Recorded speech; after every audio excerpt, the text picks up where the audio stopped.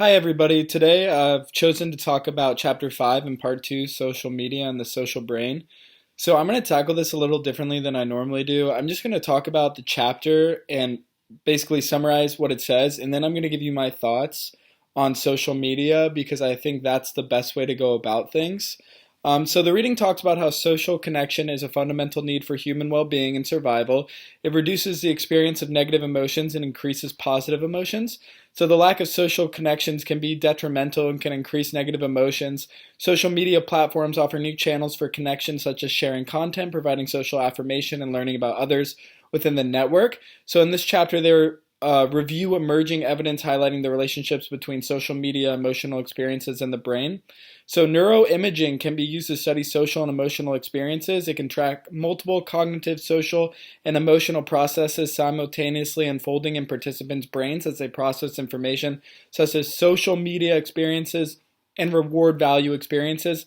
So the findings can be used to expand on social science theories and complement other modes of communication. So social media experiences involve reward value and mentalizing two key brain systems that have an impact on emotional well-being. So many of the decisions people make about when and how to engage on social media involve weighing the possible social and emotional benefits, which is supported by the reward value system. So social media platforms allow users to share information with other individuals or with the broader audience. So recent neuroscience work suggests that the brain reward value system uses emotional and social inputs to weigh the potential costs and benefits of sharing information. So people share information on social media that they consider to be self-relevant and valuable, while anticipating how others will respond to the content they share. Social approval on social media is similar to primary appetitive rewards such as tasty foods and secondary rewards such as money. So the experience of being liked by others and receiving positive feedback on social media can increase positive emotions, help build social relationships, and activate brain regions involved in the reward system. Two MRI studies found that participants' brains showed greater activation in regions involved in the reward value system and the mentalizing system when they viewed photos they shared that received many likes from their peers. So receiving likes on social media is a rewarding experience. Uh, and social media rejections slash ostracism can cause pain and negative emotional experiences, which can lead to thwarted satisfaction.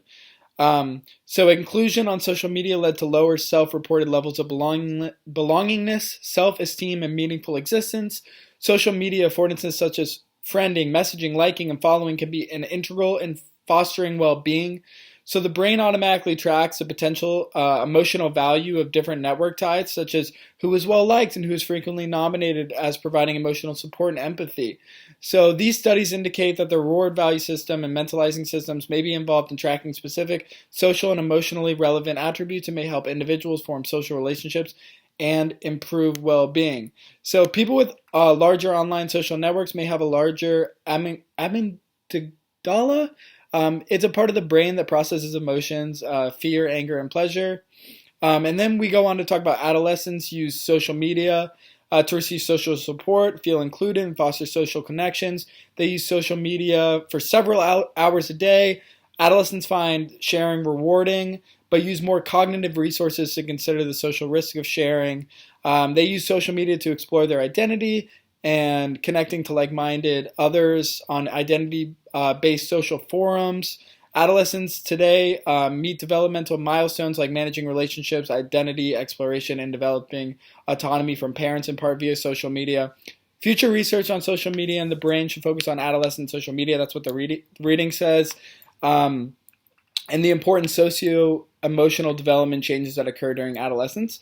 Social media can promote positive emotional experiences and well-beings. The brain's reward value and mentalizing systems are relevant to many social media experiences, including sharing and responding to positive and negative social feedback, as well as learning about the structure and function of social networks. So now I have a brief moment to talk about how I feel about social media. I understand what they're saying, and it can be good and it can be bad. Personally, I think social media is just the absolute worst thing to ever happen. I don't think that it's good for anyone. I think it's bad for everyone. I think being on your phone for 6 hours a day is not a good thing. I personally deleted my social media a couple years ago. I'm completely off Instagram. I'm off Facebook.